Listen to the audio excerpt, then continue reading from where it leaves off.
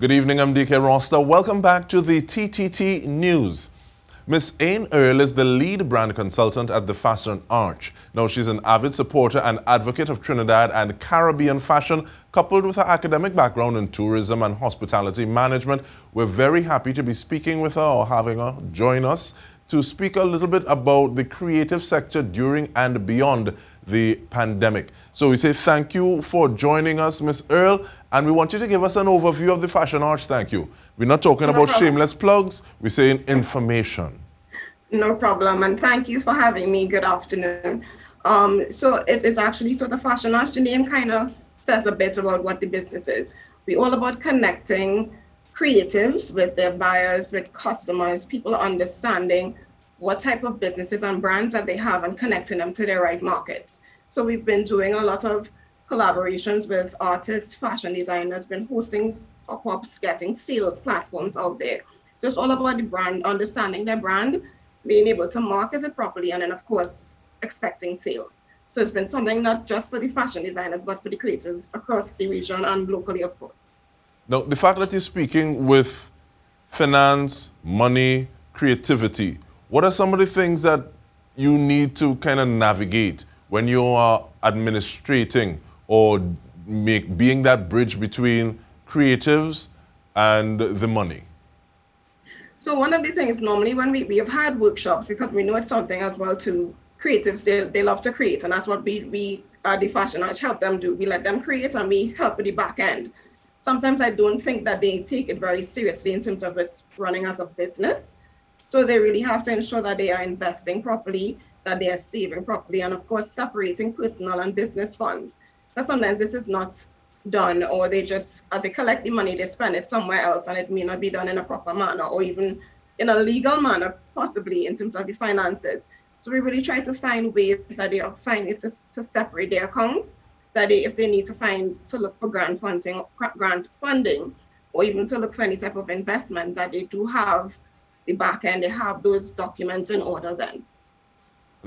From your perspective, what is the current impact as you see it upon the creative sector that is the result of the COVID pandemic?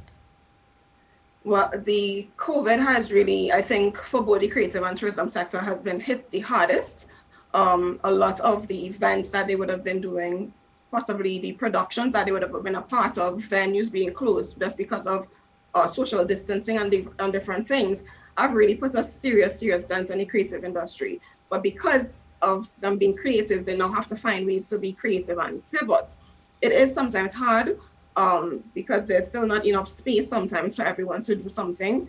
Technology is a great way to promote what you're doing, but then it's about getting the financials back, and it's not always there. Most things are done right now free.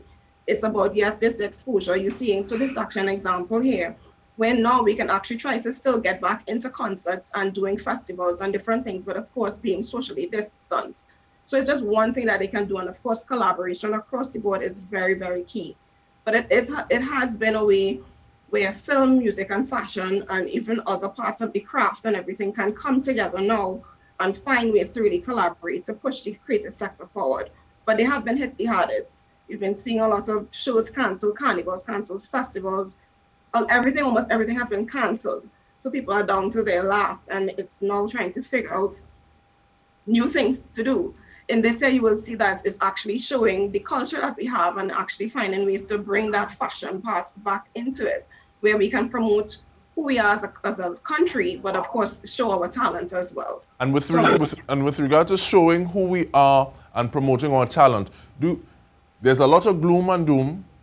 Do you see opportunities provided by the disruption, or does disruption create space for some things to grow through? Yeah, there is the disruption, because that especially when we think about technology. You've been seeing it a lot on Facebook now, a lot of virtual tours. So what could really be happening is that we can be still doing these virtual tours, letting people on the outside, our borders are closed, yes, but we can show people what we have to offer. We can show the market when the borders are safe to be back open and that people can come in. There are times that you can see what we have before. And what can happen as well too, when it comes to communities and the rural areas, we don't use them as the champions. They live in these areas, they understand what's there. And of course, we have the tour guides that can train them. And of course, looking at finding ways to invest in our tour guides, that they now are the ones that can do the virtual tours. They can find ways, training for young people, for the community to really do these virtual tours and find a way to monetize it as well. Everything doesn't have to be free because it's online. It's giving them access to something. So let them see something, make everything experiential, even to the point that we need to ship items to them so that if we're making something, they can make along with us. Find ways to really create experiences then. And I like the fact that you talk about possibly if someone needs physical materials, you get that to them before they have this experience. I also like the fact that you talk about an experience, and we get into that a little later in the conversation. But in terms of looking at an individual and saying, okay, well, I need to change the way I do things. I need to look at myself as possibly a brand. How does someone continue to grow their brand during the pandemic? So the first thing you have to do, I know a lot of us, we think we look inwardly because you have to think about your personal brand when you're thinking about branding, which is very, very important. But because of what we're going through, this is something that's not happening in a bubble. It's not just happening in Trinidad, it's across the world, it's a global pandemic. So we have to first understand where our customers are. What do they want from us? What do they need? And find ways so that we can sustain that and we can actually be able to implement something and serve our customers in a different light, because what they may have been wanting before, they may not be able to either afford it, or it just doesn't fit into their lifestyle anymore, or just something that it might have been a want, but now they're just looking at needs because we're seeing the economic situation that's happening. So spending has sometimes dropped in some areas. Yes, luxury remains the same, but in our other areas, you're seeing things dropping. So you have to do a little introspection, a little reflection, and some research as well too, to really figure out what your customer wants from you and how you can serve them where they are. Most of these things that you're seeing is in terms of comfort, in terms of beauty, education, engagement, making people feel a little better about themselves. You know, it's looking into what they really want now more than it just being something people would have taken as a luxury before. And I'm hearing you saying this, and this, what you're saying makes me think of a brand audit. Yes, it has to be done. It has, yes, a brand audit needs to be done. Before we would have just been, we're in October now, in the last quarter, so we would have been planning. Now, because of this pandemic, you can't plan for more, sometimes 2 weeks in advance. Things are changing so quickly, and especially if in Trinidad, you're seeing too, because we have to wait on what's happening in terms of things being lifted, what's changing with us, what we can and cannot do. You have to do a brand audit and see how you can also survive during this brand audit and ensure that things can last so that you could get into 2021. Really see what you've been doing before, what makes sense for now, and what makes sense for the future, even post-pandemic, because things will never really be the same. So you really have to do some introspection and reflection. A brand audit is totally needed in terms of your products, your marketing, your social media, your packaging, the way you reach people, the way you speak to them, your pricing, everything needs to be looked at. And that naturally leads to the question, what are some of those factors during that brand audit, looking at yourself, trying to survive, that would make a brand or person or service a little more resilient and be able to say, okay, well, I can go this 2 week by 2 week by 2 week going forward?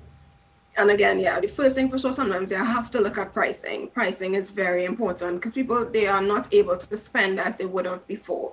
And even if they are, they would spend a little less. So I'm not saying to discount and become a sale brand, but really look at ways that you can possibly package some of your items together so that more things are actually sold, but on a lower scale. And then because you're selling things at a lower scale, then you can increase your volume. So you have to look at those things as well. So your pricing for sure has to be something to look at, and your costing, even looking at the production that you're using. Who are your suppliers? Can you still use these same suppliers? Are you still taking the same amount of product from before for now in terms of your resources? These things have to be looked at. One other thing too, sometimes I know a lot of people being online, we've been hearing it all the time, you see it even for the budget, talking about technology. We really need to pay particular attention to that. If you weren't online before, you have to be online now. A lot of people, they're not going into stores are closed, but most people are online, they're scrolling through. So even if you can find ways to meet them online, through your website, through social media, do that. Find ways to connect with them and find ways where your market is. And right now, most of the market is online. So find them there and find out what they want from you. And we're going to find out more from you, Ain Earle, when we return from this break. Stay with us. We come back with more.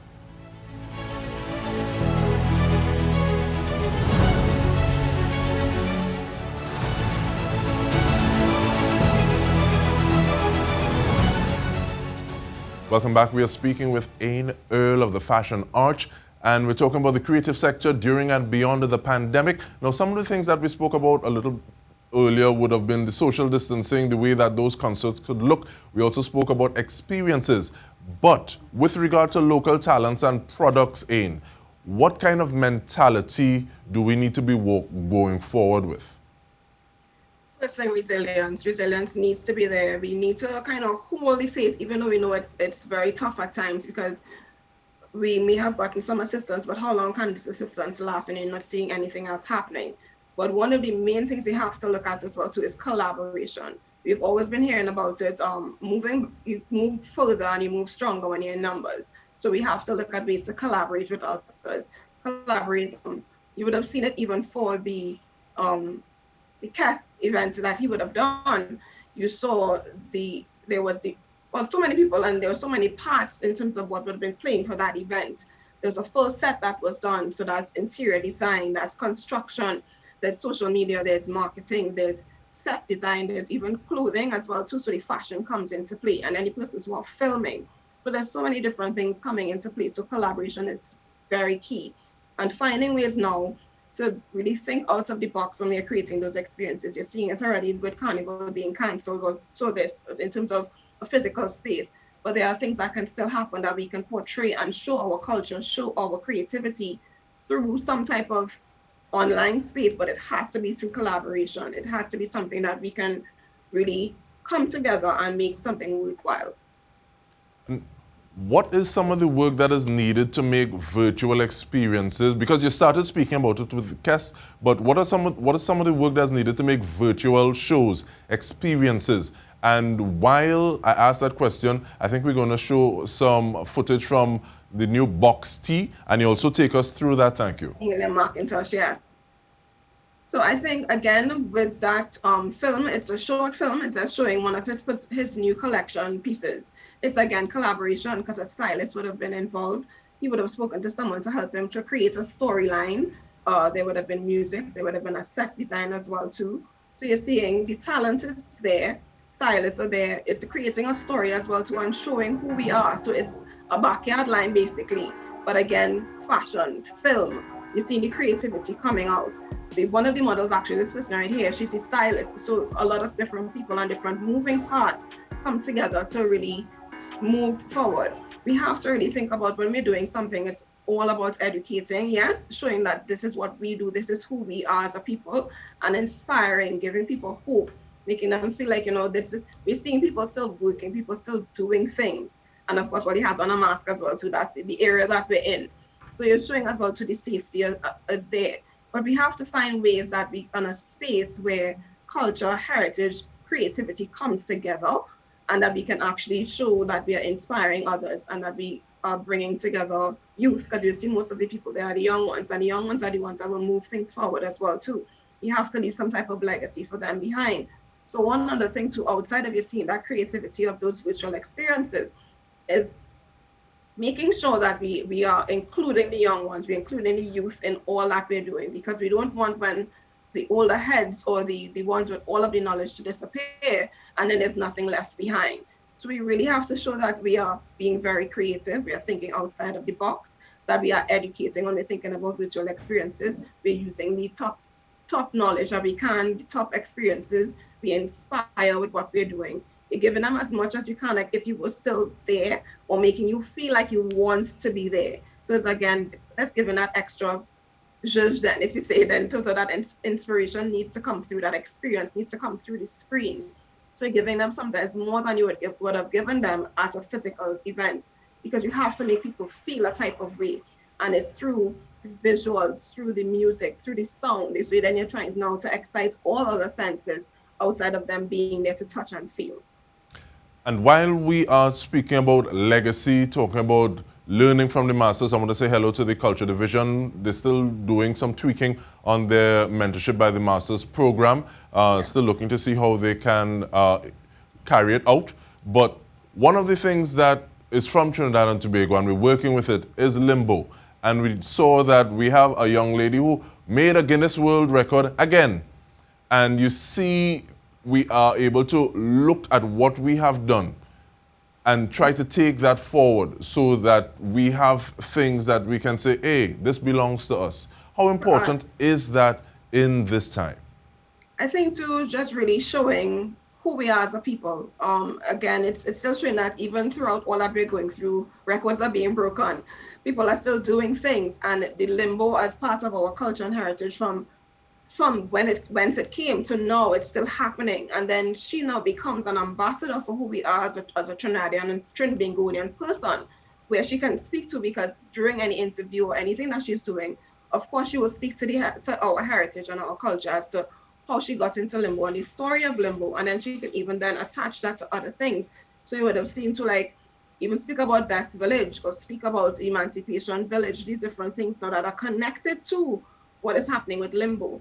So she now becomes an ambassador for Trinidad and Tobago, and this is just one person, but she's now on a world stage. So it's now giving us that chance to expose and give so much more accolades to what we have, what we have here. You know, so the Best Village, yes, it's local, but it's something that we can show and package to let people know this happens in Trinidad. You get to see all of our culture, you see our heritage from the East Indians, the Chinese, all the races that we have here. You get to see all of these things packaged and then presented to the world. So she's now has become one of our ambassadors, similarly to Sir Etienne Charles with his music. And then he comes back home and he does shows. So you let people know that we have people on the outside, the diaspora, they're out there doing their thing.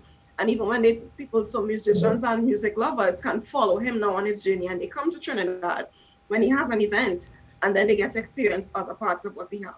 And one of the things I like about Etienne Charles is that in the music, so yes, I'm doing jazz, I'm doing music, but I name my piece out of the mythology of Trinidad and Tobago. So you want to know what is a papa bois.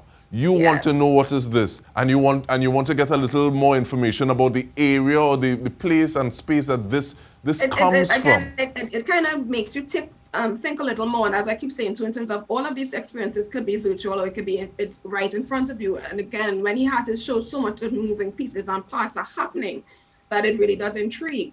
And again, that's where the education comes into place. So you speak about Papa Boy, and it's like, what is that? So you want to go look and find some more information on it. Talking about the Creole soul and who we are as a Creole people, it actually makes you want to think more and find out more. So what these ambassadors are actually doing is giving you a little taste, and then you come in to get more. And even when he does his shows again, you see the collaboration from the point of using these national spaces, using Queen's Hall, using a production company, film. He has even his local t-shirts, so the fashion is there as well too, and then bringing in the local musicians and different things too. Again, becomes one main element of what has to happen, which is collaboration. You would have seen into how this song, with Sunday, in terms of the magic song, just that little piece of him being a part of it has just been able to just kind of transition it and transform it even further than it was. But speaking about transformation though, Ain, we have about 45 seconds left, and it would be remiss of me not to ask about the importance of copyright, intellectual property in this dispensation. After people's appetite get wet, sometimes people like to thief. So how it is we dealing with it? We really need to look into, sometimes we need like a coalition of arts to help us with that, to really look into IP, really look into copyright. It is very, very important. We have the talent, but we have to ensure too that we secure what we have and that it is ours. So really look into all the IP, that you can't find an IP lawyer. We have entertainment lawyers, creative lawyers. They really, really can help, and it's very important. So, Ain, I want to thank... Copyright, trademark, it's totally, totally important. Piracy, especially right now, is very, very high because everything's online. To find ways to copyright and trademark as much as possible. Definitely. Ain Earle, I want to thank you so much for whetting our appetite. And hopefully this is the start of conversations that we have with you and other members of the creative sector. And on behalf of the entire news team, I'm DK Roster. Thank you for joining us. Have a good night.